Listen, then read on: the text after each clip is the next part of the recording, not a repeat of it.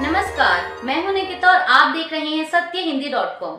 चलिए एक नजर डालते हैं अब तक की सुर्खियों पर। मुंबई के Worli hit and run case में एक पार्क के कथित अवैध हिस्से को बीएमसी ने आज बुधवार को गिरा दिया है। समाचार एजेंसी एएनआई के अनुसार पुलिस के मुताबिक बीएमडब्ल्यू कार से हुए एक्सीडेंट से पहले अभियुक्त यानी मिहिर शाह इसी पार में गया था। वहीं मिहिर शाह के पिता राजेश शाह को उनकी गिरफ्तारी के 4 दिन बाद शिवसेना शिंदे गुट द्वारा निलंबित कर दिया गया है। बता दें कि शाह पालघर जिले से शिवसेना के नेता थे। उनके निलंबन का आदेश मुख्यमंत्री शिंदे ने दिया था। दिल्ली के कथित शराब घोटाला मामले में ईडी ने चार्जशीट दाखिल कर दी है। इस मामले में ईडी ने 38 लोगों को आरोपी बनाया है। चार्जशीट में मुख्यमंत्री अरविंद केजरीवाल को आरोपी नंबर 37 तो वहीं आम आदमी पार्टी को आरोपी नंबर 38 बनाया गया है। चार्जशीट के मुताबिक अरविंद केजरीवाल किंगपिन हैं और साजिश करता हैं। गोवा इलेक्शन रिश्वत के पैसे के इस्तेमाल की उन्हें जानकारी थी और वो इसमें शामिल थे। चार्जशीट में अरविंद केजरीवाल और आरोपी विनोद चौहान के व्हाट्सएप चैट की डिटेल भी दी गई है। आरोप है कि के कविता के पीए ने विनोद के जरिए 25.5 करोड़ रुपए गोवा चुनाव के जरिए आम आदमी पार्टी को पहुंचाए थे। चैट से ये साफ है कि विनोद चौहान के अरविंद केजरीवाल के साथ अच्छे रिश्ते थे। 232 पन्नों की इस चार्जशीट में ईडी ने मुख्यमंत्री अरविंद केजरीवाल पर और भी कई गंभीर आरोप लगाए हैं। यह भी कहा गया कि शराब कारोबारियों से साठगांठ के जरिए नीति को उनके पक्ष में बनवाकर पार्टी के नेताओं को फायदा पहुंचाना था। चार्जशीट के मुताबिक सीएम अरविंद केजरीवाल को अपराध की आय के बारे में पूरी जानकारी थी और वह उसमें शामिल थे। यह पैसा गोवा चुनाव में इस्तेमाल किया गया। अरविंद केजरीवाल आम आदमी पार्टी के राष्ट्रीय संयोजक हैं, इसलिए पूरी जिम्मेदारी अरविंद केजरीवाल की है। दिल्ली में होने वाले आगामी विधानसभा चुनाव से पहले भाजपा का कुनबा बढ़ता जा रहा है। दरअसल ऐसा इसलिए क्योंकि आज बुधवार को आम आदमी पार्टी के पूर्व नेता राजकुमार आनंद ने भी बीजेपी का दामन थाम लिया। वही अब उनके बीजेपी में शामिल होने पर आप सांसद संजय सिंह ने प्रतिक्रिया देते हुए कहा कि आपने साइकिल चोर, घड़ी चोर, बाइक चोर, कार चोर और सोना चोर सुना होगा, लेकिन बीजेपी पार्षद चोर, विधायक चोर, सांसद चोर और पार्टी चोर है। संजय सिंह ने आगे आनंद कुमार की बीजेपी ज्वाइन करने की तस्वीर शेयर करते हुए लिखा कि सारे दाग चुटकियों में धुले, मोदी वॉशिंग पाउडर। आपको बता दें कि पूर्व नेता राजकुमार आनंद ने आज दिल्ली बीजेपी के प्रदेश अध्यक्ष वीरेंद्र सचदेवा की मौजूदगी में बीजेपी का दामन थामा। उन्होंने अप्रैल में ही आम आदमी पार्टी और मंत्री पद से इस्तीफा दे दिया था। इसके बाद वे बसपा में शामिल हो गए। वहीं अब विधानसभा चुनाव से पहले वे बीजेपी में शामिल हो गए हैं। रूस में भारतीयों को सेना में भर्ती कर और युद्ध क्षेत्र में भेजने की खबरें सामने आने के बाद पीएम मोदी ने अपनी रूस यात्रा के दौरान यह मुद्दा उठाया, जिसके बाद रूस ने अपनी सेना में लड़ रहे भारतीयों को वापस उनके देश भेजने का वादा किया है। अब इस खबर की आधिकारिक पुष्टि भी हो गई है। दरअसल भारत के विदेश मंत्रालय ने इसकी जानकारी दी। यह घोषणा प्रधानमंत्री नरेंद्र मोदी के मॉस्को दौरे के अंत में की गई। मंगलवार को विदेश सचिव विनय क्वात्रा ने एक प्रेस ब्रीफिंग में कहा कि मोदी ने उन भारतीयों को वापस लेने का मुद्दा जोर शोर से उठाया जो गुमराह करके रूसी सेना में भर्ती किए गए थे। क्वात्रा ने कहा कि रूसी सेना में 35 से 40 के करीब भारतीय हैं, जिनमें से 10 को वापस लाया जा चुका है। बाकी लोगों को लाने के लिए बातचीत चल रही है।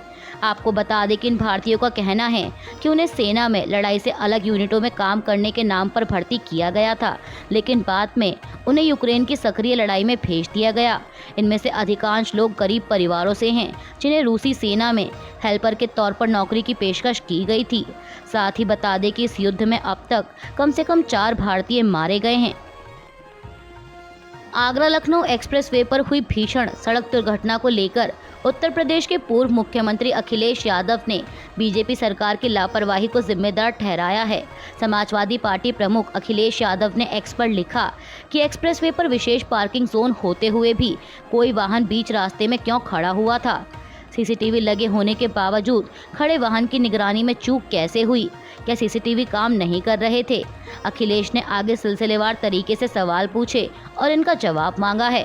उन्होंने लिखा कि हाईवे पुलिस कहाँ थी? क्या नियमित पेट्रोलिंग नहीं हो रही थी? इस हादसे के बाद हाईवे एम्बुलेंस सर्विस कितनी देर में पहुंची और हताहतों के संबंध में उसकी भूमिका क्या रही? अगर गाड़ी खराब होने के कारण खड़ी थी तो उसे टोइंग सहायता क्यों नहीं पहुंची? एक्सप्रेस वे पर प्रतिदिन करोड़ों रुपए लिए जाते हैं, वो पैसा एक्सप्रेसवे के व्यवस्थापन और प्रबंधन में ना लगकर क्या कहीं और जा रहा है। उन्नाव एसपी सिद्धार्थ शंकर मीणा ने बताया कि लखनऊ आगरा एक्सप्रेसवे पर एक बस एक दूध के कंटेनर से टकरा गई, जिसमें 18 लोगों की मौत हो गई और 19 लोग घायल हो गए। घायलों का इलाज जिला अस्पताल में चल रहा है और 5 घायलों को बेहतर उपचार के लिए लखनऊ रेफर किया गया। मृतक और घायलों की पहचान की जा रही है और हेल्पलाइन नंबर भी जारी कर दिए गए हैं। उन्नाव की सड़क दुर्घटना पर उत्तर प्रदेश के मुख्यमंत्री योगी आदित्यनाथ ने संज्ञान लिया और मृतकों के शोक संतप्त परिजनों के प्रति संवेदना व्यक्त की। मुख्यमंत्री ने अधिकारियों को तत्काल मौके पर पहुंचकर राहत कार्य तेजी से करने के निर्देश दिए हैं। राजस्थान के उप मुख्यमंत्री और वित्त मंत्री दिया कुमारी ने आज विधानसभा में राज्य का बजट पेश किया। मुख्यमंत्री भजनलाल शर्मा ने इसकी जानकारी देते हुए कहा कि हमने 2024-25 का बजट पेश किया है। आमतौर पर सरकार 5 साल के लिए बजट पेश करती है, लेकिन इसमें विजन होना चाहिए। पीएम मोदी 2047 तक का विजन लेकर आए हैं। हम बिजली और पानी उपलब्ध कराने के लिए प्रतिबद्ध हैं।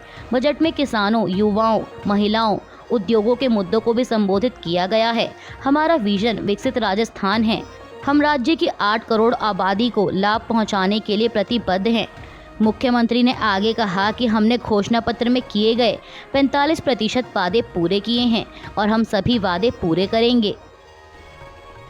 राजस्थान के बजट पर कांग्रेस नेता सचिन पायलट ने कहा कि मुझे उम्मीद थी कि प्रदेश में बढ़ रही बेरोजगारी और महंगाई को लेकर कुछ कड़े कदम उठाए जाएंगे, लेकिन बजट भाषण को सुनने के बाद यह प्रतीत हो रहा है कि सिर्फ खानापूर्ति की गई है, कोई ठोस कदम नहीं उठाए गए। सुप्रीम कोर्ट से ममता बनर्जी की सरकार को बड़ी राहत मिली है। दरअसल सुप्रीम कोर्ट ने पश्चिम बंगाल के मुकदमे को सुनवाई के योग्य माना है और इसी के साथ केंद्र की दलील को खारिज कर दिया।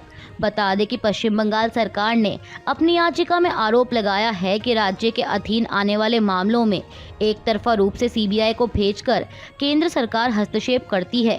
बंगाल सरकार ने संविधान के अनुच्छेद 131 के तहत केंद्र के खिलाफ सुप्रीम कोर्ट में याचिका दायर की। राज्य सरकार ने याचिका में कहा कि उसने सीबीआई को केस दर्ज करने के लिए दी गई सहमति 16 नवंबर 2018 को वापस ले ली थी।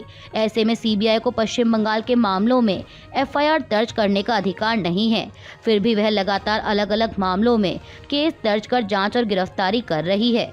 अब बंगाल सरकार की इसी याचिका पर सुनवाई करते हुए सुप्रीम कोर्ट ने कहा कि हम कानूनी मुद्दे की जांच करेंगे कि क्या 2018 में आम सहमति वापस लेने के बावजूद सीबीआई पश्चिम बंगाल में केस दर्ज कर सकती है।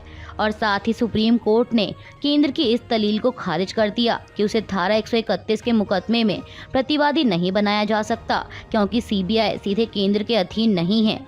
कोर्ट प्रथम दृष्टया इस बात से सहमत नहीं है कि सीबीआई ही मामले दर्ज कर रही है, केंद्र नहीं, और सीबीआई केंद्र के सीधे नियंत्रण में नहीं है। सुप्रीम कोर्ट ने एक अन्य केस में आज बड़ा फैसला सुनाते हुए कहा है कि मुस्लिम महिला भी पति पर भरण पोषण के कानूनी अधिकार का इस्तेमाल कर सकती है। वो इससे संबंधित दंड प्रक्रिया संहिता की धारा 125 के तहत उपाय कर सकती है। सुप्रीम कोर्ट ने कहा कि ये धारा सभी विवाहित महिलाओं पर लागू होती है, चाहे उनका धर्म कुछ भी हो। मुस्लिम महिलाएं भी इस प्रावधान का सहारा ले सकती हैं। जस्टिस बीवी नागरत्ना ने कहा कि अब समय आ गया है कि भारतीय पुरुष परिवार के लिए गृहिणी की भूमिका और त्याग को पहचाने। उन्हें संयुक्त खाते और एटीएम खोलकर उसे वित्तीय सहायता प्रदान करनी चाहिए। 7 राज्यों की 13 विधानसभा सीटों पर वोटिंग जारी है। इस बीच उत्तराखंड की मंगलौर सीट से 2 ग्रुपों में झड़प की खबर सामने आई है। समाचार एजेंसी पीटीआई के अनुसार एसपी ग्रामीण स्वप्न किशोर ने कहा कि हालात नियंत्रण में हैं और मतदान शांतिपूर्ण तरीके से हो रहा है। पर्याप्त पुलिस बल तैनात किया गया है। हमें विवाद की सूचना मिली, इसलिए हम यहाँ हैं। हम सामान्य स्थिति लाने की कोशिश कर रहे हैं। आपको बता दें कि खबरों के अनुसार कुछ लोगों ने गोली चलने की बात कही थी, लेकिन स्वप्न किशोर ने कहा कि अभी तक गोली चलने की पुष्टि नहीं हुई है। मंगलौर में 2 समूहों के बीच हुई झड़प पर उत्तराखंड के पूर्व मुख्यमंत्री और कांग्रेस नेता हरीश रावत ने चिंता व्यक्त की है। समाचार एजेंसी पीटीआई के मुताबिक उन्होंने कहा कि कांग्रेस के कमजोर लोगों, मतदाताओं को रोकने के लिए गोलियां चलाई गईं, लोग घायल हुए हैं। हमारे उम्मीदवार काजी निजामुद्दीन ने उन्हें अस्पताल पहुंचाने के लिए अपनी जान की बाजी लगा दी। इस तरह की घटनाएं अन्य जगहों से भी सामने आ रही हैं। कांग्रेस के मतदाताओं को डराया धमकाया जा रहा है, उन्हें बूथ तक पहुंचने से रोका जा रहा है। हरीश रावत ने कहा कि यह लोकतंत्र की हत्या है और चिंताजनक है। मैं लोगों से लोकतंत्र को बचाने में हमारा साथ देने की अपील करता हूँ। लोग वोट देना चाहते हैं लेकिन उन्हें डराया धमकाया जा रहा है। यह बहुत गंभीर स्थिति है। अग्रणी इलेक्ट्रॉनिक्स कंपनी सैमसंग की दक्षिण कोरियाई फैक्ट्री में 55 सालों में पहली बार 30,000 कर्मचारी कल मंगलवार को अनिश्चितकालीन हड़ताल पर चले गए। मीडिया रिपोर्ट्स के मुताबिक यूनियन ने बेहतर वेतन और अन्य लाभों की मांग को लेकर हड़ताल की घोषणा की थी। यह घोषणा नेशनल सैमसंग इलेक्ट्रॉनिक्स यूनियन की ओर से 3 दिन की आम हड़ताल के आखिरी दिन पर की गई। यूनियन ने कहा कि उसे यह फैसला मजबूरन लेना पड़ा क्योंकि मैनेजमेंट उनकी मांगों पर बातचीत को तैयार नहीं था। यूनियन की वेबसाइट पर जारी एक बयान के अनुसार पहली आम हड़ताल के बाद भी कंपनी ने बातचीत करने की मंशा नहीं दिखाई। इसलिए हम 10 जुलाई से दूसरी अनिश्चितकालीन आम हड़ताल का आह्वान करते हैं। वॉशिंगटन डीसी में आयोजित अमेरिका की अगुवाई वाले सैन्य गुट नेटो की बैठक में राष्ट्रपति बाइडेन ने यूक्रेन को दर्जनों एयर डिफेंस सिस्टम देने की बात कही है। नेटो की बैठक में अपने भाषण में बाइडेन ने कहा कि अमेरिका और 4 अन्य पश्चिमी देश एयर डिफेंस सिस्टम देंगे तो आने वाले महीनों में यूक्रेन को दे दिए जाएंगे।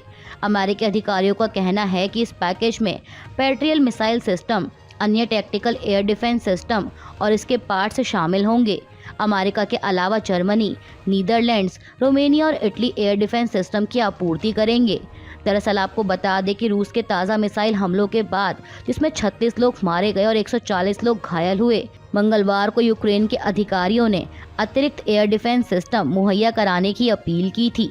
मुंबई के BMW हिट एंड रन मामले में पुलिस ने आरोपी मिहिर शाह को 72 घंटे बाद कल आखिरकार गिरफ्तार कर लिया है। बता दें कि मिहिर की गाड़ी से रविवार को बाइक सवार दंपत्ति को टक्कर मारने के बाद जिसमें महिला की मौत हो गई, मिहिर शाह फरार था। हालांकि मुंबई पुलिस ने उसे कल मंगलवार को गिरफ्तार कर लिया। अब मामले पर प्रतिक्रिया देते हुए महाराष्ट्र के नेता प्रतिपक्ष और कांग्रेस नेता विजय वडेट्टीवार ने कहा कि सरकार और पुलिस ने इस मामले को दबाने की कोशिश की है।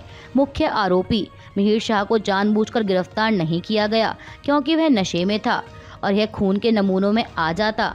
मैं कहूँगा कि पुलिस ने उसे छिपा दिया था। जब उन्होंने उसका 2 बार परीक्षण किया और खून के नमूनों में शराब नहीं पाई गई, तभी उसे पुलिस के सामने पेश किया गया। कांग्रेस नेता ने कहा कि मैं इस मामले की उच्च स्तरीय जांच की मांग करता हूं। आपको बता दें कि मिहिर शाह शिवसेना शिंदे गुट के नेता राजेश शाह का बेटा है। अभी के लिए बस इतना ही। बाकी की खबरों के लिए बने रहिए सत्यहिंदी.com के साथ।